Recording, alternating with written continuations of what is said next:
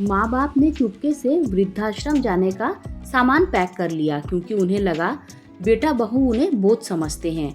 लेकिन जब बेटा बहू उन्हें सरप्राइज के लिए देने ले गए तो रामनाथ बाबू का चेहरा सफेद पड़ गया। क्या हुआ आगे? रुला देने वाली सच्ची कहानी जो हर माँ बाप का कलेजा चीर देगी। रामनाथ बाबू ने अपने पुराने ट्रंक का ढक्कन जैसे ही बंद किया, लोहे की खट से हुई आवाज ने कमरे के सन्नाटे को चीर दिया। उनकी पत्नी सुमति बिस्तर के कोने पर बैठी अपनी साड़ियों की तह जमा रही थी, लेकिन उनकी आंखों से बहते आंसू उन्हें साड़ी को भिगो रहे थे। अब रोना बंद करो सुमति। रामनाथ जी ने अपनी आवाज को संयत करने की कोशिश की, हालांकि उनके गले में भी एक भारीपन अटका हुआ था। हमने जो फैसला लिया है वही सही है। स्वाभिमान से बढ़कर कुछ नहीं होता। इससे पहले भी बच्चे हमें बोझ समझे, बातों बातों में इशारा करे, हमारा खुद अलग हो जाना ही बेहतर है।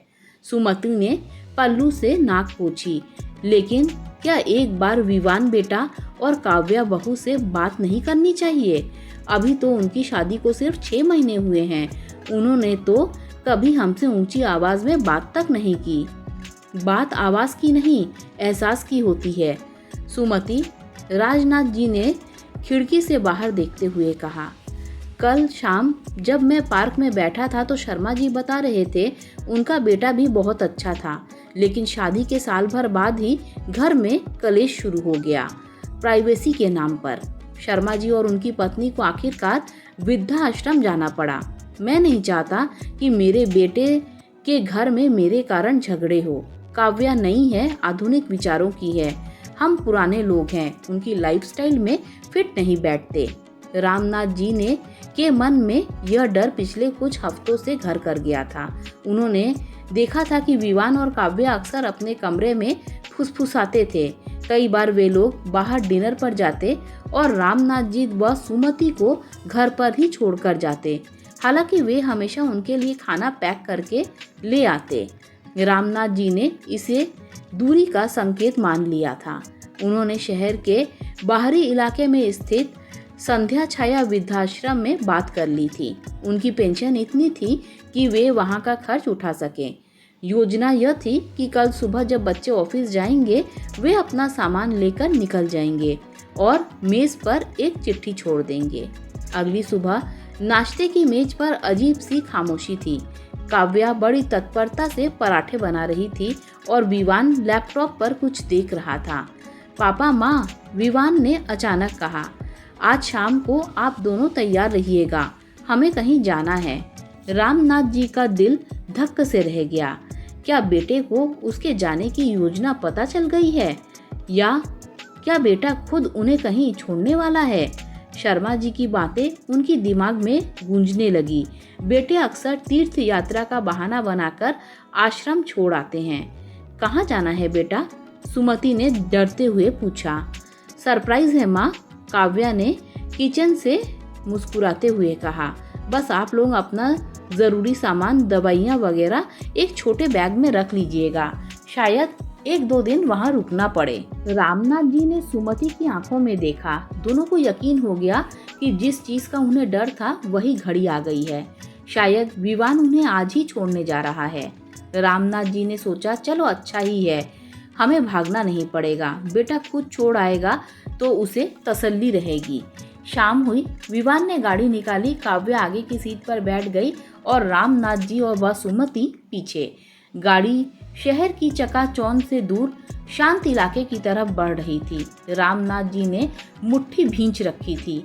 हर गुजरते किलोमीटर के साथ उनका यह विश्वास पक्का होता जा रहा था कि अब वे कभी घर नहीं लौटेंगे।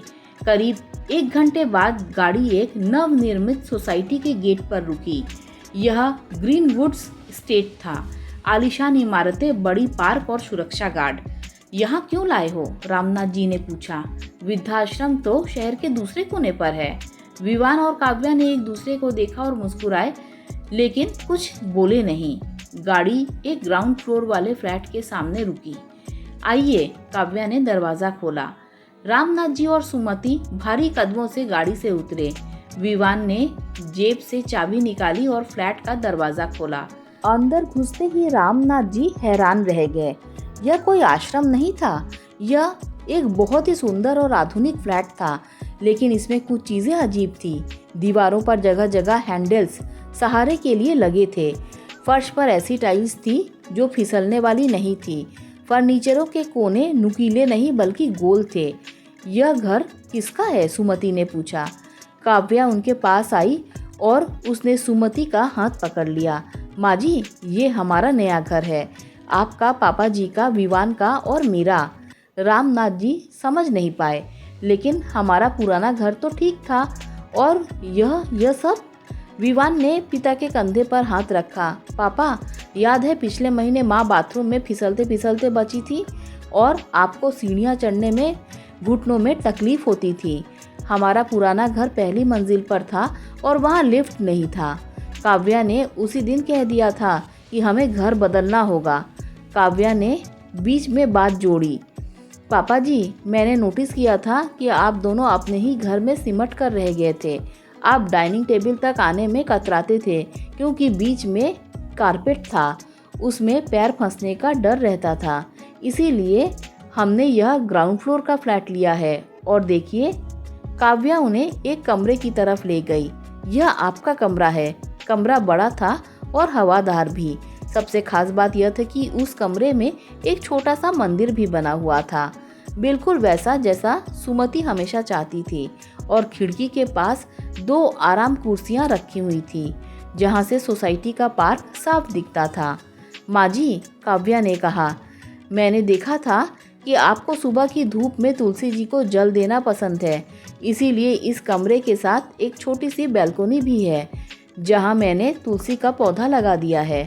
सुमति की आंखों से आंसू बहने लगे, लेकिन ये आंसू दुख के नहीं थे। रामनाथ जी अभी भी अविश्वास में थे। लेकिन बेटा, इतना खर्चा और प्राइवेसी? लोग कहते हैं कि आजकल के बच्चे माँ बाप के साथ नहीं रहना चाहते। विवान हंसा। पापा, लोग तो कुछ भी कहते हैं, सच बात तो यह है कि काव्या ने मुझे धमकी दी थी। धमकी? रामनाथ जी चौंके। हाँ, विवान ने काव्या की तरफ नकली गुस्से से देखा। काव्या ने कहा कि हम दोनों नौकरी करते हैं, घर पर ताला बंद रहता है। अगर माँ पापा साथ नहीं रहेंगे तो घर नहीं लगेगा, मकान लगेगा। और भविष्य में जब हमारे बच्चे होंगे तो उन्हें कहानियाँ कौन सुनाएगा? काव्या ने साफ कह दिया था कि या तो हम सब साथ रहेंगे या फिर मैं विवान से अलग रहूं। वो तो आपके साथ ही रहेगी। काव्या शर्म से लाल हो गई। विवान, चुप रहिए। काव्या फिर रामनाथ जी के पास गई।